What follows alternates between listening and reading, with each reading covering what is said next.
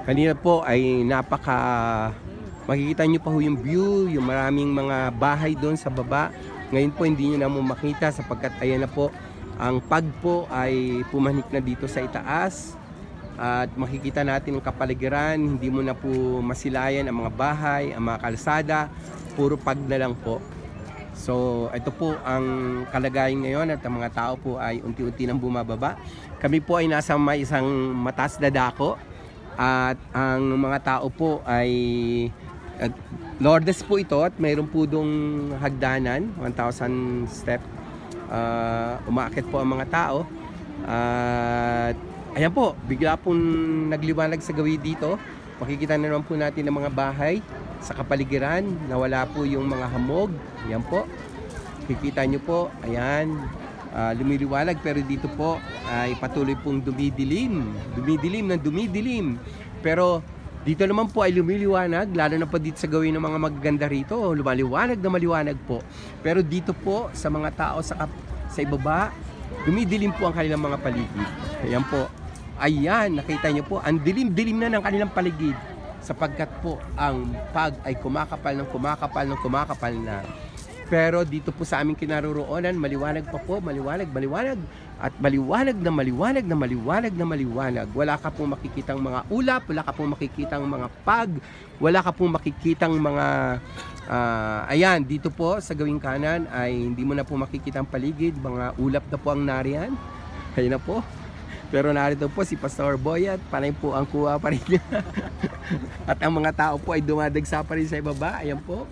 Nagdadatingan po ang mga tao, babae at lalaki, matanda at bata, mataba at payat, lahat po ay narito na po. Mga galing po sa ating mga kababayan sa iba't ibang lugar, sa iba't ibang punong-puno po ang bahagyo ng mga tao at mga turista.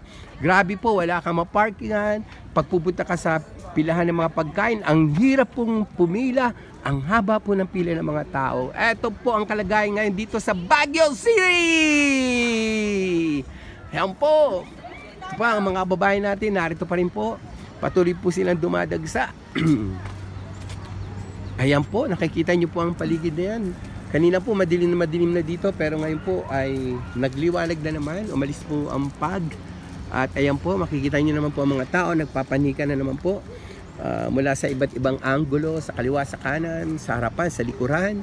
Pero dito po ay madilim pa rin po ang paligid. Ayan po. At patuloy pa rin po nagkukuha sila sa bell na yan. At andun po sa baba ay makikita na po natin yung sasakyan.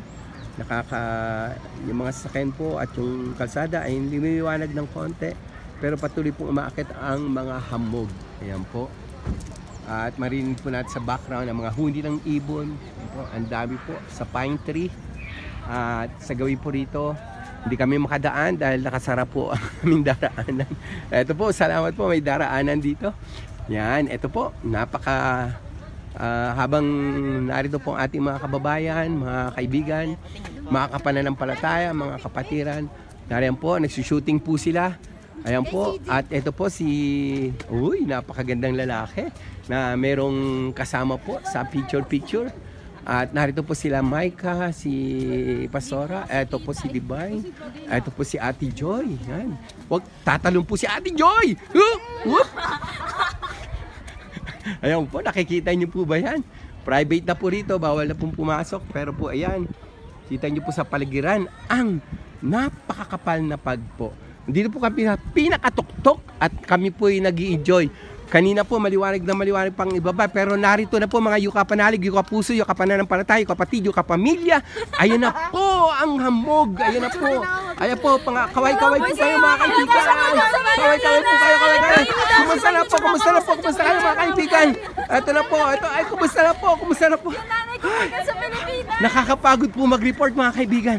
Pero ayan na po, nakikita nyo po, ang ulap ay bumababa. Ang pagpo ay kumakapalay na po sila mga kapuso, mga yung kapatid, yung kapatiran, yung kapamilya. Ayan po. Kaya po, umiikot na po ang bang sasakyan at sila po yung magbababaan na. Lumalamig na po ang paligid. Ganito po ang nagay ng panahon dito po sa Baguio City. Napakahirap po mag-report mga kapuso. Ay, grabe po. Salamat po sa inyo pong pakikinig. God bless you all.